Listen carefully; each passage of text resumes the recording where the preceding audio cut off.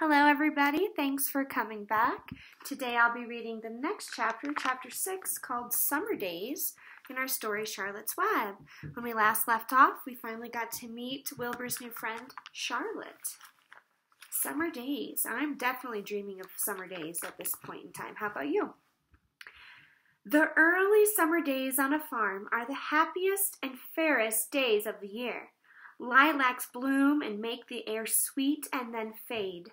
Apple blossoms come with the lilacs, and the bees visit around among the apple trees. The days grow warm and soft. School ends, and children have time to play and to fish for trouts in the brook. Avery often brought a trout home in his pocket, warm and stiff and ready to be fried for supper. Now that school was over, Fern visited the barn almost every day to sit quietly on her stool. The animals treated her as an equal. The sheep lay calmly at her feet. Around the 1st of July, the workhorses were hitched to the moving machine, and Mr. Zuckerman climbed into the seat and drove into the field. All morning you could hear the rattle of the machine as it went round and round, while the tall grass fell down behind the cutter bar in long green swaths. Next day, if there was no thunder shower, all hands would help rake and pitch and load, and the hay would be hauled to the barn in the highway wagon, with Fern and Avery riding at the top of the load. Then the hay would be hoisted, sweet and warm, into the big loft until the whole barn seemed like a wonderful bed of timothy and clover.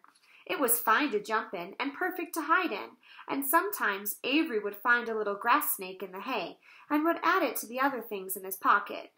Early summer days are a jubilee time for birds. In the fields, around the house, in the barn, in the woods, in the swamp, everywhere, love and songs and nests and eggs.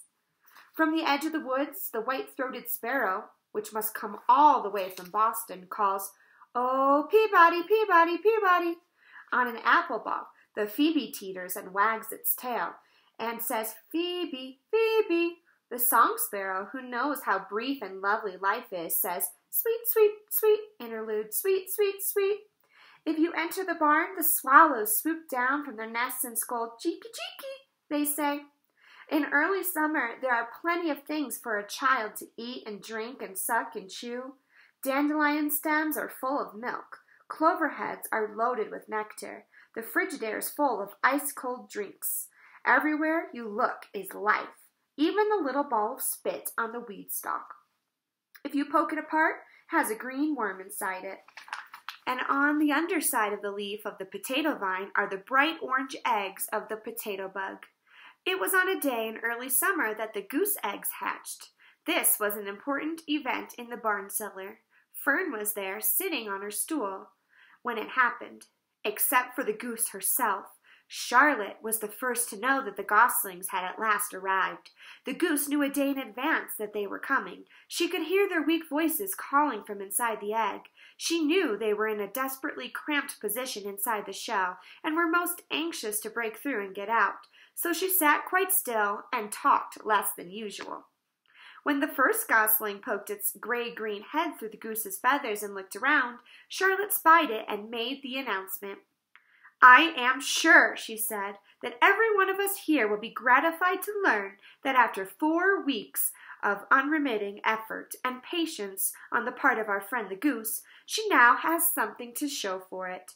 The goslings had arrived. May I offer my sincere congratulations?" "Thank you, thank you, thank you," said the goose, nodding and bowing shamelessly.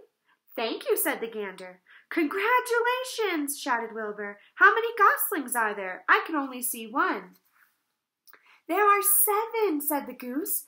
"Fine," said Charlotte. 7 is a lucky number. "Luck had nothing to do with this," said the goose. "It was good management and hard work." At this point, Templeton showed his nose from his hiding place under Wilbur's truck. He glanced at Fern, then crept cautiously toward the goose, keeping close to the wall. Everyone watched him, for he was not well liked, not trusted. "Look," he began in a sharp voice, "you say you have 7 goslings. There were 8 eggs. What happened to the other egg? Why didn't it hatch?" "It's a dud, I guess," said the goose. "Well, what are you going to do with it?" continued Templeton, his little round beady eyes fixed on the goose. "You can have it," replied the goose. "Roll it away and add it to that nasty collection of yours." Templeton had a habit of picking up unusual objects around the farm and storing them in his home. He saved everything. Certainly, said the gander. "You may have the egg, but I'll tell you one thing, Templeton. If I ever catch you oking your ugly nose around our goslings, I'll give you the worst pounding a rat ever took." And the gander opened his strong wings and beat the air with them to show his power. He was strong and brave, but the truth is, both the goose and the gander were worried about Templeton, and with good reason. The rat had no morals, no conscience, no scruples, no consideration, no decency, no milk of rodent kindness, no compunctions, no higher feeling, no friendliness, no nothing. He would kill a gosling if he ever could get away with it. The goose knew that. Everybody knew it. With her broad bill, the goose pushed and unhatched eggs out of the nest, and the entire company watched in disgust while the rat rolled it away. Even Wilbur, who could eat almost anything, was appalled. "Imagine wanting a junky old rotten egg," he muttered. "A rat is a rat," said Charlotte. She laughed a tinkling little laugh. "But, my friends, if that ancient egg ever breaks, this barn will be untenable." "What's that mean?" asked Wilbur.